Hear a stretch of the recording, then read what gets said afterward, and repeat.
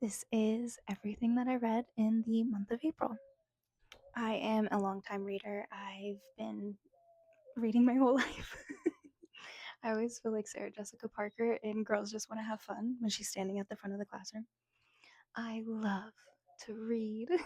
But, anyways, I try to read all of the books that I have before I buy more, which is a real test. I have a few books that I have to get through before I'm even able to purchase more. But if you have some good reads that you think I should read, definitely let me know because they go on a list. And then once I've finished everything that I need to finish, I can buy more. And this time, I think I will try to not buy so many all at once and then I can buy them throughout the year, which will be kind of fun because I went a little ham for Christmas and I just really I bought the books. I'm a big secondhand book purchaser as well, and so when the prices get a little bit lower, ooh, you can buy so many books. I think this one is Ashwagandha Pomegranate. So to commence this amazing book journey, I'm going to start with the books that I read in the month of April. This book I actually started, I believe, in March. I finished it in April. Take that how you will. But the first one we're going to start with is Good Omens by Neil Gaiman and Terry Pratchett. If I do say the name wrong, I'm so sorry. Feel free to correct me in the comments. I don't mind being corrected. I'm not very good at pronouncing names all the time. I do try my best. But again, feel free to correct me. I will take that. If you are looking for just a really good book to laugh at and just have a good time while you're reading it, this is really good. These two authors wrote the book together, which is also really interesting, and I think that's an added element. The storytelling, the writing, the humor, it's all very intriguing. It does touch on religion, so I think if you're someone who maybe doesn't like looking at religion through different lenses, maybe not for you, but if you do enjoy that and are able to have a little bit of humor when it comes to religion, I think this is a really good book. The second book that I read this month was Serpent and Dove by Shelby Mahern.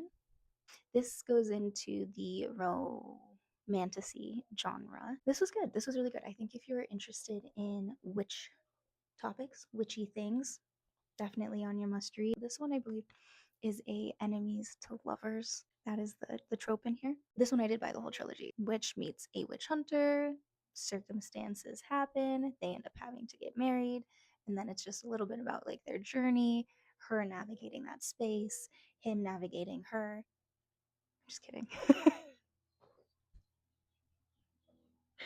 A little bit.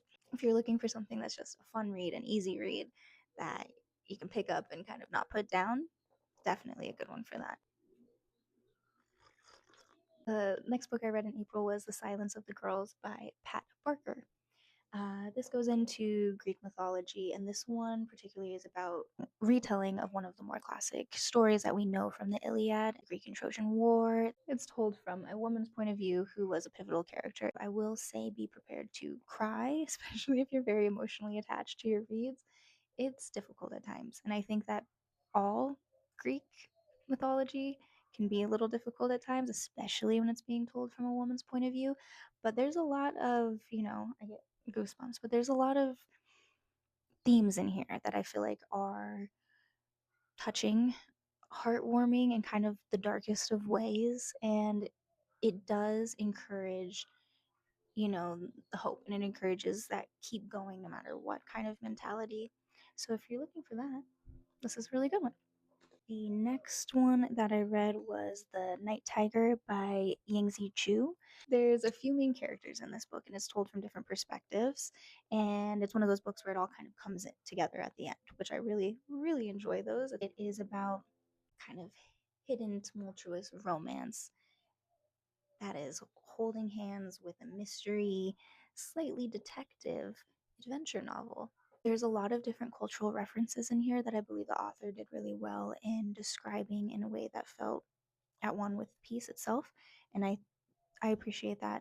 This is written in colonial times in Malay. It's very interesting. It's a good read. And then the last book that I read in the month of April was Aradine, and this is by Jennifer Saint. This one is about this particular sister and actually one of her sisters and their story. This is a story that I wasn't as familiar with, which made it really interesting to read because I feel like I didn't know what was going to happen. There's some characters that are in the story are Dionysus, Theseus, the Minotaur, Minos. And again, it's told from a female perspective and it has a lot of those themes of just womanhood and, gosh, the struggles that come with being a woman, especially in this time period. Again, make sure you have a handkerchief handy because you might have some tears with this one, but it is a really good read.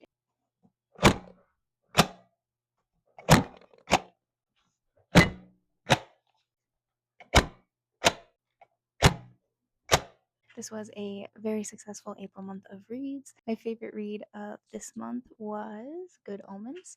I really enjoyed this book. The language in it, the way that it was written, all of it was really good.